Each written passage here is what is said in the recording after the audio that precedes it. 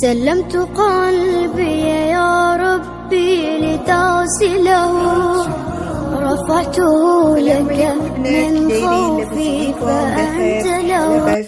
كنتمنى تكونوا بخير وعلى خير بأحوال جيدة إن شاء الله.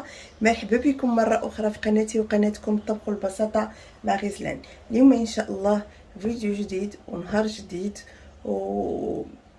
وكنقول لكم عواشر مبروكه ان شاء الله يدخلوا عليكم بالصحه والرزق وباش ما تمنيتوا يا ربي امين.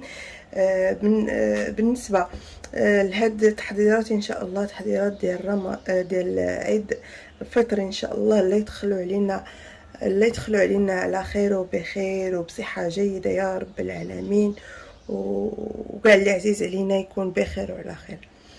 قلت اليوم ان شاء الله بغيت نقترح عليكم حلوه ديال الريشبوند بجوج نكهات كيجيو رائعين جدا جدا، وكنتمنى تنال الاعجاب ديالكم هاد الحلوه ديال الريشبوند وتنال الرضا ديالكم.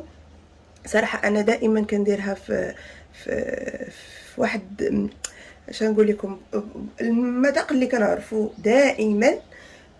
راه ديجا كنت حطيتهم شحال هادي في القناه في اوائل ديال القناه، ولكن هذيك المره اللي فاتت جربتها بنكهه اخرى وصراحه صدقت زوينه بزاف بزاف بزاف بلا قياس، والله المذاق يا سلام. وقلت انا لي مالا ما نجربهاش معكم في هذا العيد الفطر ان شاء الله، وتحضروها حتى نتوما لوليداتكم واللي عزيز عليكم. حنا كنعرفوا حلوه دريشبوند ما كتقطع حتى شي دار. المهم بالنسبه للمكونات ساهلين ماهلين، والمكونات كيتوفروا في كل بيت. عندنا هنا الدقيق حسب الخليط.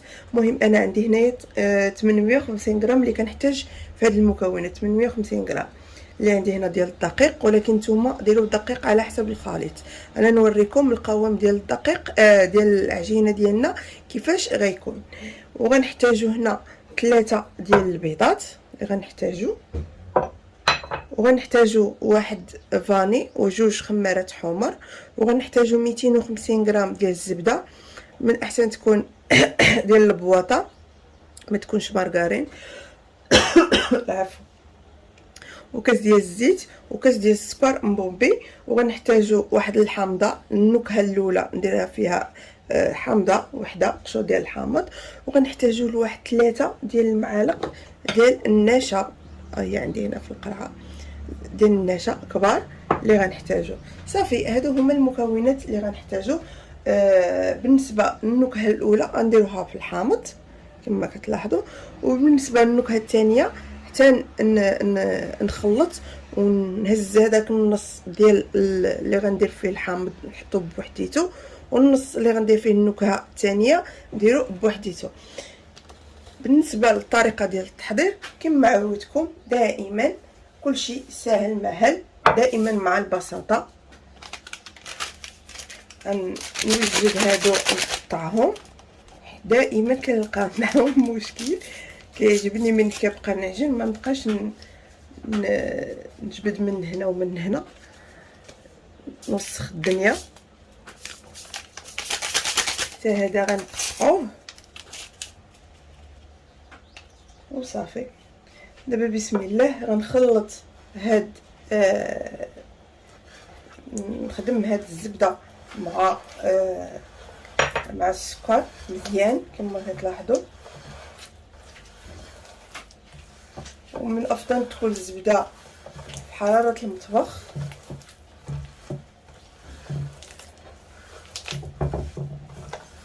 باش تعطينا الطعم، تخدمنا تذوب لينا بالزربه مابقاوش محنين معاها. كنتمنى البنات الا نال هذا الفيديو الاعجاب ديالكم بارطاجيو وتعموا الفائده باش كلشي يستافد.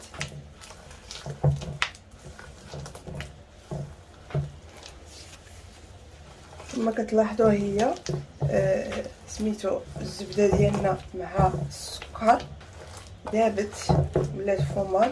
غنزيدوا ليها دابا الزيت، كاس ديال الزيت اللي عندنا ديال العنبه اللي غنزيدو،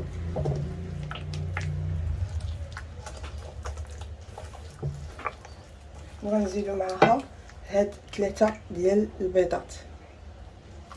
نخلطو كلشي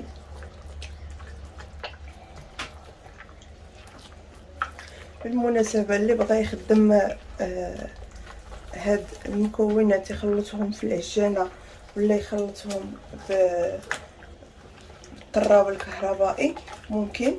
انا صراحه العجانه ما تعجبنيش هذا الشيء ليه وسميتو الطراب نسيت ما جبدتو حتى بديت كنهضر معاكم عاد فكرت واحد.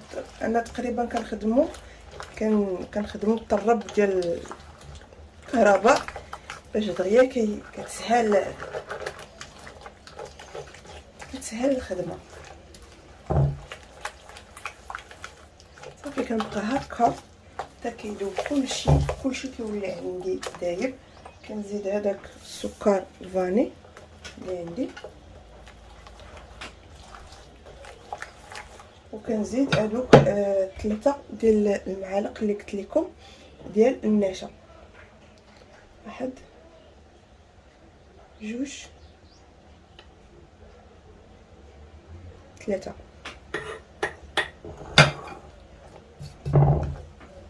غنحرك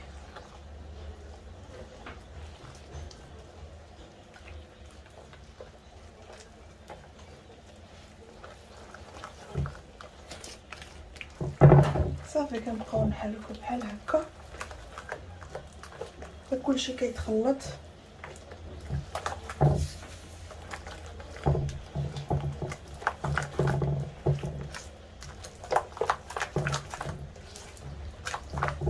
صافي دابا غنبقى نزيد الدقيق شويه بشويه. المهم انا عندي هنا نزيد نص الكونتيتي ونحرك.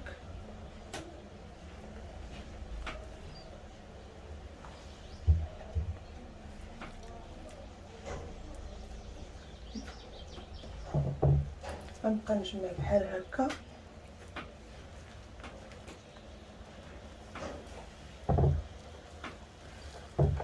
المهم البنات انا غنبقى نجمع بحال هكا بهذه الطريقه تتجمع ليا شويه العجينه.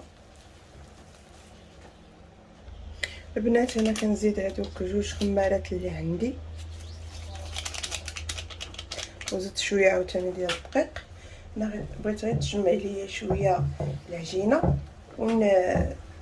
ونهز نصف الكميه ونخدم بنصف كميه.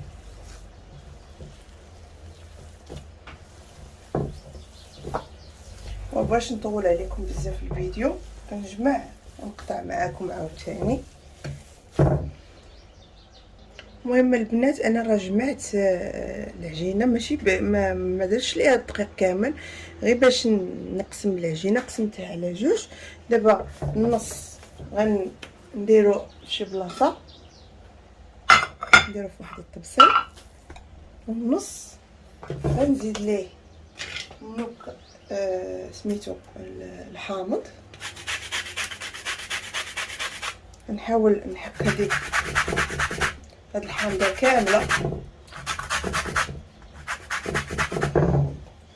بهاد الطريقه.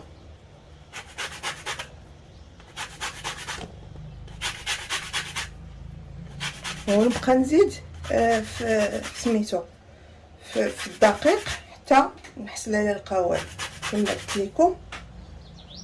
المهم البنات من بعد ما حكيت هذيك الحامضه القشور ديال الحامض دابا غندخل هذاك القشور ديال الحامض في العجينه اللي عندي. دابا وغنزيد شويه عاوتاني ديال الدقيق كما قلت لكم غنزيدو شويه بشويه حتى نحصلوا على القوام اللي بغينا باش الحلوه ديالنا ما تقصحش تولي بحال الحجره.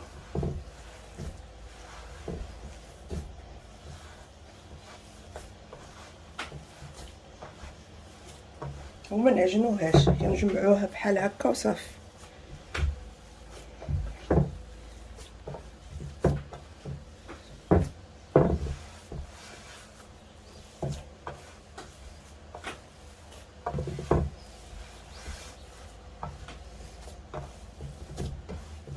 نتمنى البنات تنال الاعجاب ديالكم وتنال الرضا ديالكم.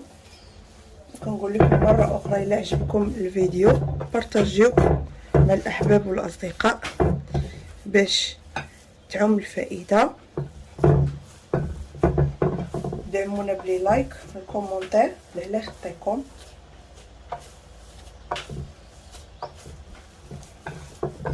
صافي كنجمع هاد الدقيق اللي كاين هنا في القصعه. صافي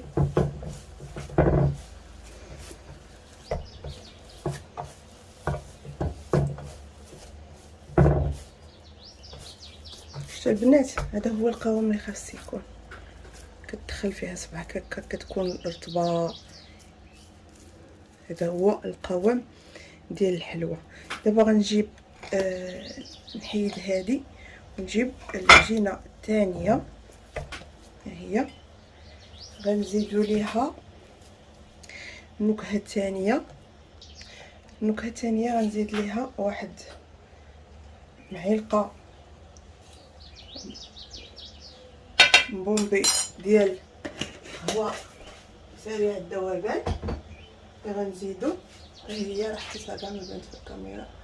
ها هي وغنزيدو ليها الكاكاو، واحد المعلقه ديال الكاكاو حتى هي، وغنغربلو.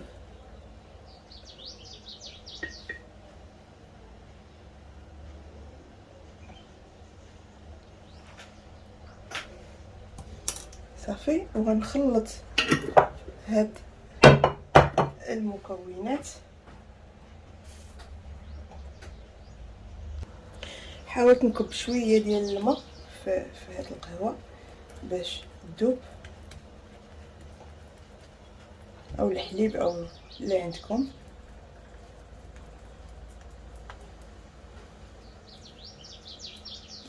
باش نخلطها. بسم الله. ندخلها في هاد الكاكاو اللي عندني والقهوه.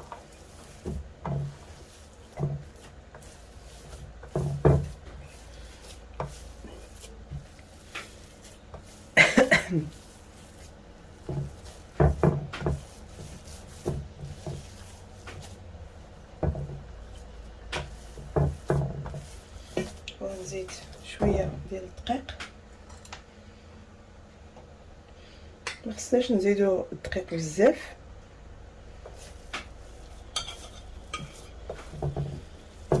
راح الاخر ما زدتش فيه الكاكاو، داكشي علاش درت عيني ميزاني، ولكن عندي راه زدت فيه الكاكاو. حنا كنعرفوا الكاكاو كيشرب.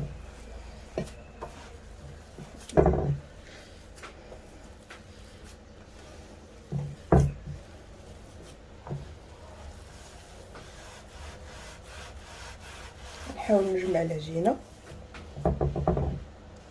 ها هي البنات العجينه الثانيه كما كتلاحظوا.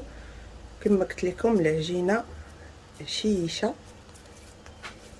صافي كما قلت لكم ما كنعجنوهاش، كنبقاو غير نلعبوا بها بحال هكا حتى كتسميتو. حنا عارفين الحلوه ما كتعجنش. صافي دابا غنجيب طاوات باش غنقرص ان شاء الله.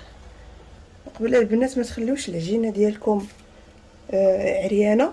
انتم العجينه الاولى راه درت ليها الميكا كما كتلاحظوا، حتى هذه غندير ليها الميكا. علاه نجيب سميتو الصينيه ونوجد فين غنقرص. والفران في هذا الاثناء غيكون كيسخن باش نديروا الحلوه ديالنا في الفران يكون سخون وغيكون على 150 درجه. البنات ها نتوما راه كورت العجينه الاولى اللي منكها بالحامض، درتها راه كطيب. وهذه نفس الشكل اللي درت ديال هذه اللي فيها الكاكاو وقهوه سريعه الذوبان، درت ليها بحال هكا. دابا راه كطيب طيب ان شاء الله. ونخرجها وندخل هذه ونتلاقاو على الشكل النهائي وكيفاش نزينوها. خليكم البنات. من بعد ما طابت الحلوه ديالي كما كتلاحظوا، دابا انا جبت شويه ديال الكوك وجبت الكوفيتير اللي كنديرو في سميتو، وغنزيد فيه شويه ديال العصير ديال البرتقال باش الكوفيتير ديالي باش تجرى. عندكم اختيار، ممكن ديروا عصير ديال البرتقال وممكن ديروا ماء ديال الزهر. صراحه انا كتجيني مزيانه بالبرتقال، كتجي واحد المذاق يا سلام. ويمكن نزيدو على حساب الكثافه اللي بغينا ديال الكونفيتير، حيت شي مرات الكونفيتير دوك اللي كنستعملوا للحلوى كتكون جاريه وشي مرات كتكون ثقيله. صافي ها هي موجوده عندي كما كتلاحظوا. دابا غنسبق الاول بالحلوى اللي عندي ما فيهاش الكاكاو.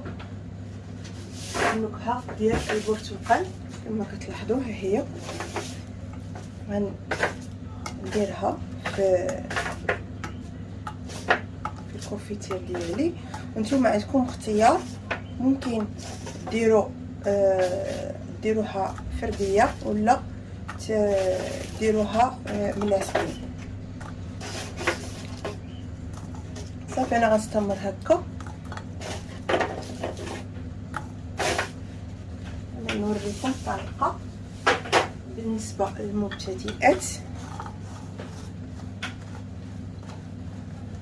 من بعد ما كيتغطسوا بحال هكا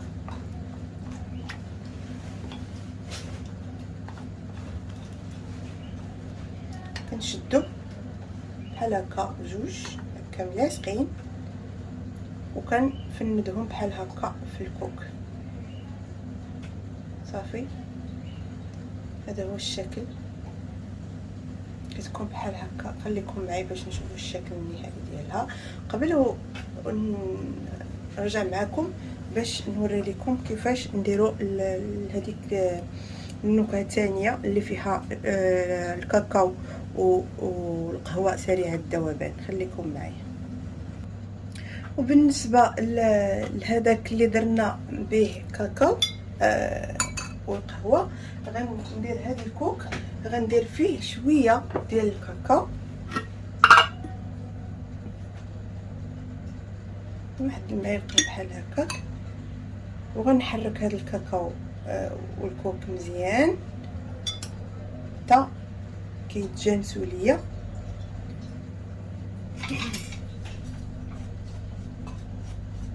شوف واش نزيد ولا ما نزيدش، ما بغيتش ندير بزاف.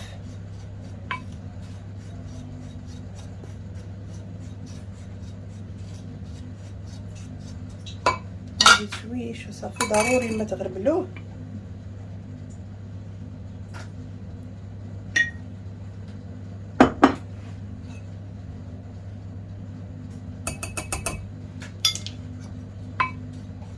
وغنحرك عاوتاني، كيعطي واحد المنظر والمذاق زوين.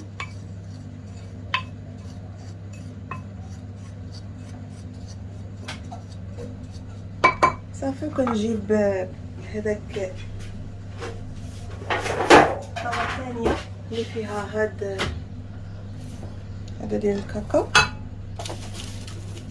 وكندير في الكونفيتير. صافي نستمر بنفس الطريقه، تنسالي ونرجع معكم. خليكم معايا. وهذا هو الشكل النهائي البنات ديال الحلوه ديالنا. رائعه جدا، لا في المذاق لا في المذاق لا في الشكل، كيجي رائع جدا. كنتمنى هاد الوصفه تنال الاعجاب ديالكم. بحال ديما نالت الاعجاب ديالكم بارطاجيو باش تعم الفائده، والله يخطيكم عليا. ودائما كما كتعرفوني دائما مع البساطه. المهم ان شاء الله انا اليوم صورت لكم هاد الحلوه وهاد الفكره، صراحه كتجي رائعه جدا جدا بهاد القهوه والكاكاو. كتجي فنه مغيره على ريشبوند اللي كنعرفوا دائما. وهذه هي الوصفه ديال اليوم. اللي عجبتكم الوصفه بارطاجيو باش تعم الفائده، ودعمونا بلي لايك والكومونتير. الله يخطيكم عليا والله يسهل امركم. ودائما مع غزلان طبخوا البساطه مع غزلان، دائما مع البساطه. دمتم في رعايه الله وحفظه، والسلام عليكم ورحمه الله تعالى وبركاته. سلمت قلبي يا ربي لتصله وعدته لك من خوفي فأنت له. تعبت مني فكم أسرفت أتعبه، وعدت نحوك من هو كان لي